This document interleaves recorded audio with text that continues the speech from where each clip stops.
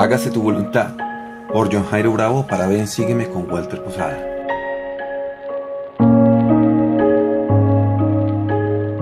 Uno de los dones más grandes que Dios ha dado al hombre es el del libre albedrío. A una temprana etapa en el viaje de la vida, el hombre se encuentra frente a la encrucijada en que debe escoger uno de los dos grandes caminos: el correcto, que conduce al progreso y la felicidad, y el erróneo, que conduce al retraso y el pesar. Existe esta ley eterna para que toda alma humana pueda forjar su propio destino a través de las elecciones que haga. Nuestra felicidad o desgracia depende de las elecciones que hacemos todos los días. De acuerdo con las Escrituras, el primer y más importante asunto respecto al individuo fue el de su libertad de escoger según su voluntad. Antes de que el mundo fuese, y en el gran concilio que hubo en los cielos, Dios el Padre presentó su plan de organizar y poblar la tierra. Explicó que sus hijos espirituales irían a la tierra, obtendrían cuerpos de carne y sangre y serían probados en todas las cosas para ver si guardaban sus mandamientos y se preparaban para volver a su eterna presencia. Me encanta leer acerca de la vida terrenal de Jesucristo. Hay tanto en la vida de Él que puede elevarnos, inspirarnos y fortalecernos en tiempos de necesidad. Para mí, uno de los capítulos más sagrados de todas las Escrituras es el capítulo 17 de Juan. El capítulo entero es una oración intercesora que Jesucristo ofreció a su Padre. Él dice, en efecto, si el mundo tan solo te conociera como yo te conozco, Él le dice a su Padre que ha hecho todo lo que se le ha pedido hacer. A veces olvidamos cuán extraordinariamente obediente fue el Salvador. Todo lo que hizo, todo lo que dijo, fue porque era obediente a su Padre. El buscar a los pobres y cuidarlos, el llamar a sus discípulos, sus enseñanzas, tanto en la tierra de Palestina como en las Américas, todas esas cosas las hizo porque su Padre le había mandado hacerlas. Él no tenía motivos personales. Él dijo, nada hago por mí mismo, sino que, como el Padre me enseñó. Qué ejemplo perfecto de obediencia. En las decisiones que tomemos en la vida es necesario que conozcamos al Salvador. Su sencilla admonición, plasmada en Mateo 19:21, ven, sígueme, podría transformar la existencia humana si solo se lo permitiéramos. Él tiene el poder de hacer que nuestras cargas sean ligeras si tan solo nos volvemos a Él. Hay una anécdota, hermanos y hermanas, que nos puede ilustrar un poco acerca de someternos a hacer la voluntad del Padre en todas las cosas. Esta anécdota dice así: cierto hombre que se hallaba ya en lo alto de la escalera del éxito tenía grandes perspectivas de un brillante porvenir, pero un día, en una comida de hombres de negocios, decidió que tomar bebidas alcohólicas lo haría más popular y tendría así más éxito. No pasó mucho tiempo antes de que empezara a anhelar ansiosamente la hora del cóctel para llegar a encontrar finalmente que estos no eran lo suficientemente frecuentes. Por último, se convirtió en alcohólico. Perdió su trabajo, su esposa, sus amigos.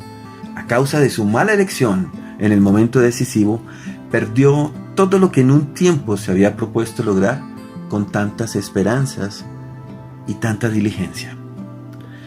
Por otra parte, tenemos los ejemplos de José, que fue vendido en Egipto, de Moisés, que sacó a los israelitas de la esclavitud, de Daniel, por medio de quien el Señor dio maravillosas profecías y predicciones, y de quien se dijo, cuando fue sacado del foso de los leones, lo que está registrado en Daniel 6:23, ninguna lesión se halló en él, porque había confiado en su Dios.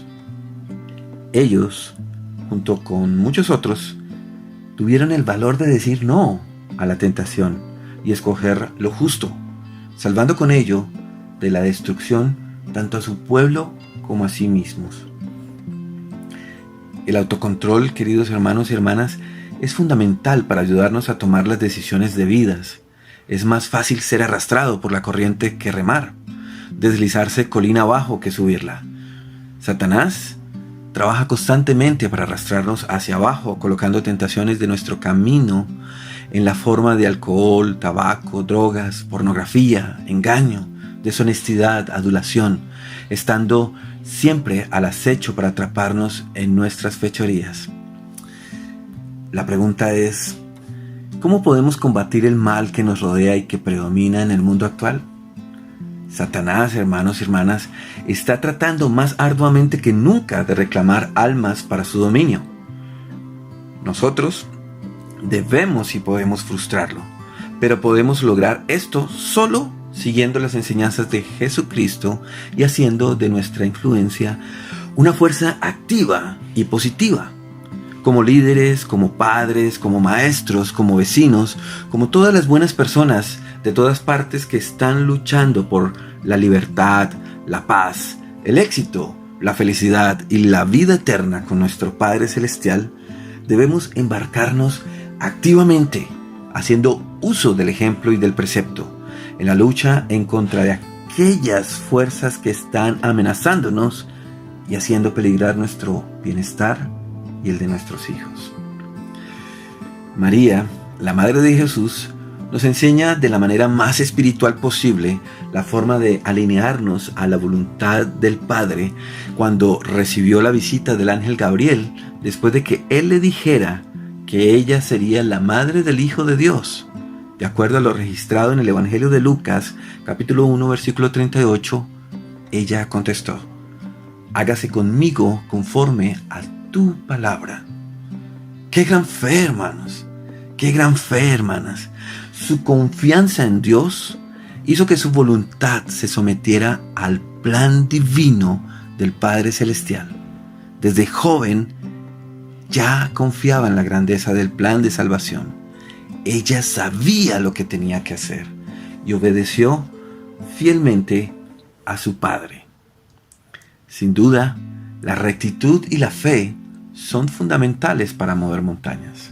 Si el mover montañas cumple con los propósitos de Dios y está de acuerdo con su voluntad. La rectitud y la fe son sin duda fundamentales para sanar a los enfermos, a los sordos y a los cojos, si esa sanación cumple con los propósitos de Dios y está de acuerdo con su voluntad.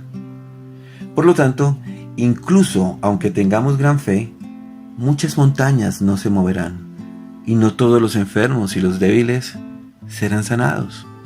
Si se acabara toda oposición, si se eliminaran todas las dolencias, entonces los propósitos principales del plan del Padre se frustrarían.